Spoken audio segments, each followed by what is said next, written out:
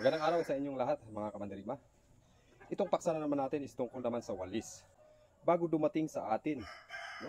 O bago natin nabibili sa merkado, lalong-lalo dyan sa Benguet, sa Baguio. Saan nga ba ito nanggaling? At iyon yung paksa na ating tatalakayin ngayon. So ang walis, bago natin mabibili, ay ito yung pinanggalingan. Ito yung halaman na pinanggagalingan ng walis, no? Pagka hindi pa siya nagbunga, itong dahon nito is nakakasugat ito. Kaya ito, naka-gloves tayo, tapos naka-long sleeve.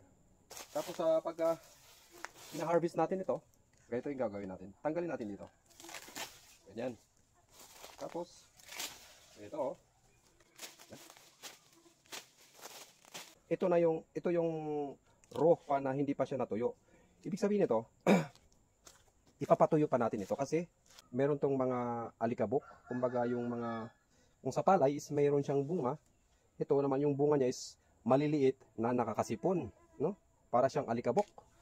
Pagka natuyo yan, ipapagpag natin, tapos natatanggal yung kanyang mga alikabok, yung kanyang mga bunga, saka natin gagawin, no? May papakita din natin kung paano ito ginagawa. Alright?